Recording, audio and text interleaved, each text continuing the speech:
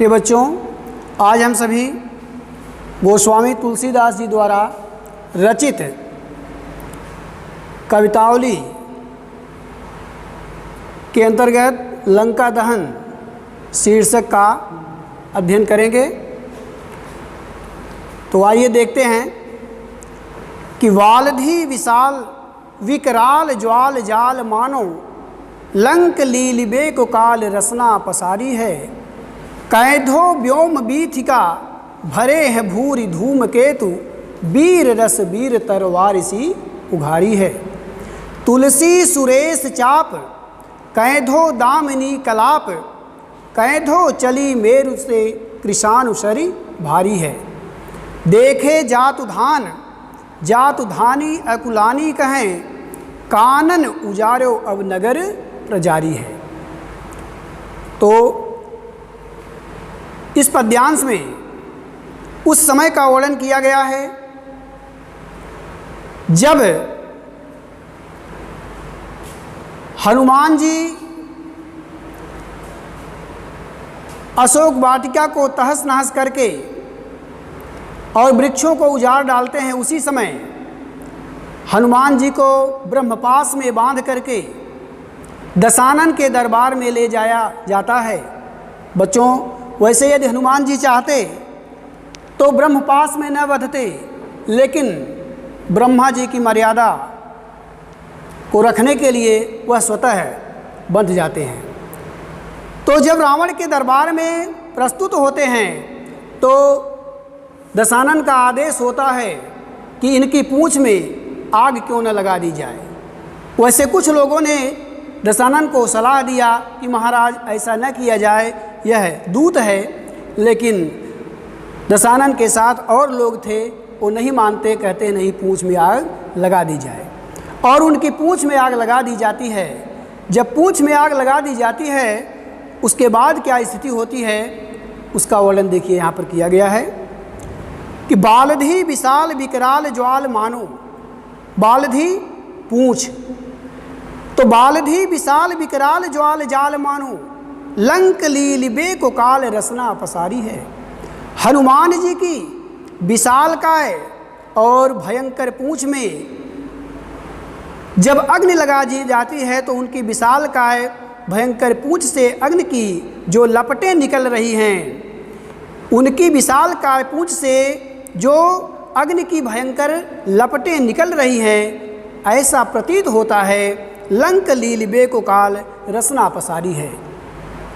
ऐसा प्रतीत होता है मानो लंका नगरी को निगलने के लिए स्वतः मृत्यु ने अपनी जिह्वा फैला ली हो। कैधो व्योम बीथिका भरे हैं भूर धूम केतु। व्योम बीथिका आकाश रूपी गली। अथवा ऐसा प्रतीत होता है कि आकाश की गलियों में धूम केतु पुच्छल तारे चमक रहे हैं। आकाश की गलियों में पुच्छल तारे चमक रहे हैं। वीर रस वीर तरवार सी उघारी है। अथवा इस भयंकर अग्नि की लपटों को देख करके ऐसा प्रतीत होता है कि स्वतः वीर रस ने वीरता से युक्त होकर के अपनी तलवार स्वतः युद्ध करने के लिए निकाल लिया हो, जिसकी चमक दिखाई दे रही है।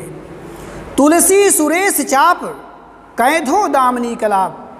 अथवा ऐसा प्रतीत हो रहा है यह स्वतः यह इंद्र भगवान के धनुष की चमक दिखाई पड़ रही है। कैधो दामनी कलाप। अथवा ऐसा प्रतीत होता है कि बिजली चमक रही है। कैधो चली मेरुते कृशान सर उभारी है। अथवा ऐसा प्रतीत होता है कि सुमेरु पर्वत से अग्नि की नदी बह चली है। देखे जातुधान जातुधानी अकुलानी कहें। जातुधान राक्षस, जातुधानी राक्षसियाँ। इस भयावह दृश्य को देख करके राक्षस और राक्षसियाँ व्याकुल हो करके आपस में कह रहे हैं कि कानन उजारो अब नगर प्रजारी है। इस बंदर ने अशोक वाटिका को तहस नहस कर दिया, अशोक वाटिका को उजाड़ डाला, अब लंका नगरी को जलाने पर आमादा है, अब लंका नगरी को जला रहा है। आगे है कि हाट बाट कोट ओट अट्टन अगारी पौर खोरी खोरी दौरी दौर दीन्ही अति आगी है। आरत पुकारत सभारत न कोऊ काहू व्याकुल जहाँ सो तहाँ लोग चले भागी हैं। बाल धी फिरावे बार बार झहरावे झरें बूद या सिलंक पघिलाई पाग पागी हैं। तुलसी बिलो की व्याकुल तुलसी बिलो की अकुलानी जात उधानी कहें चित्रहू के कपिसो निशाचर न लागी है। तो हाट माने बाजार, बाट रास्ता, कोट किला, ओट परकोटा, अट्टन अट्टालिका, अगार घर, पौर दरवाजा, खोर माने गली।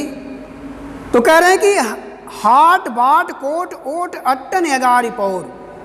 हनुमान जी लंका के बाजारों में, रास्ते में, किले में, ओट और परकोटे, अट्टन अट्टालिकाओं, अगार प्रत्येक घरों, पौर तथा प्रत्येक घर के दरवाजे, खोर खोर और लंका नगर की प्रत्येक गलियों में दौड़ दौड़ दौड़ दौड़ करके उछल उछल करके दीन ही अतियागी है, उसे जला रहे हैं।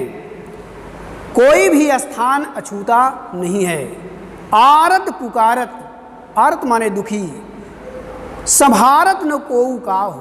सभी लोग इस प्रकार से दुखी हैं और भयभीत हैं कि अपने प्राण को बचाने के लिए एक दूसरे की मदद मांग रहे हैं, एक दूसरे की सहायता मांग रहे हैं, लेकिन कोई किसी की मदद करने के लिए तैयार नहीं है, कोई किसी की सहायता के लिए तत्पर नहीं है। व्याकुल जहाँ सो तहाँ लोग चले भाग हैं। सभी अपने प्राण की रक्षा करने के लिए व्याकुल होकर के, व्यग्र होकर के जहाँ स्थान पा रहे हैं उसी जगह भग रहे हैं। बाल धी फिरावे बार बार झहरावे। हनुमान जी अपनी पूंछ को बीच बीच में रह रह करके झाड़ देते हैं, और जब अपनी पूंछों को झाड़ते हैं तो उससे अग्नि की स्फुलिंग, अग्नि की चिंगारियाँ झड़ती हैं, निकलती हैं। तो बूद या सिलंक पगलाई पाग पागी हैं। उसे देख करके ऐसा प्रतीत होता है मानो हनुमान जी ने समग्र लंका को जलाकर उसकी चाशनी बना दिया है, और जो अग्नि की चिंगारियाँ निकल रही हैं उस लंका रूपी चाशनी में बेसन लड्डू बनाने के लिए उसमें बूंदियाँ झाड़ रहे हैं। जैसे हलवाई लड्डू बनाने के लिए चीनी की चाशनी को गलाकर, चीनी को गलाकर चाशनी बनाता है, उसका पाग बनाता है, और उस पाग में बूंदी को बनाने के लिए यानी बेसन को मथ करके बेसन की बूंदियाँ बनाता है और तब जाकर के लड्डू का निर्माण करता है। उसी तरह से ऐसा प्रतीत हो रहा है कि हनुमान जी समग्र लंका नगरी को जला करके उसकी चाशनी बना रहे हैं, और जो आग की चिंगारियाँ बीच बीच में झाड़ रहे हैं वह जैसे लड्डू बनाने के लिए बूंदियाँ झाड़ रहे हैं। तुलसी बिलो की अकुलानी जात उधानी कहें। तुलसीदास जी कह रहे हैं कि इस भयावह दृश्य को देख करके सभी राक्षस और राक्षसियाँ व्याकुल होकर के आपस में कह रहे हैं कि चित्रहू के कपिसो निशाचर न लागी हैं, कि आज के बाद से बंदर की तो बात ही छोड़िए, बंदर के चित्र से भी कोई छेड़खानी करने का नाम नहीं लेगा, बंदर की तस्वीर से भी कोई आज के बाद से छेड़खानी करने का नाम नहीं लेगा। तो बच्चों इस प्रकार से यह पहला और दूसरा पद समाप्त होता है।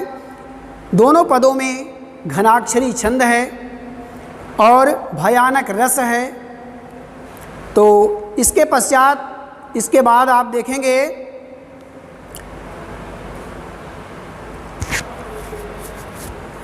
कि हाट बाट ओट कोट अट्टन अगारी पौर खोरी खोरी दौर दौर दिन ही अतियाग है। यहाँ हाट से तात्पर्य हमने बता दिया बाजार से है। तो संदेह और संदेह अलंकार का प्रयोग किया गया है। तो इस प्रकार से यह पद समाप्त होता है। शेष अगले पद की व्याख्या अगले वीडियो में की जाएगी। धन्यवाद।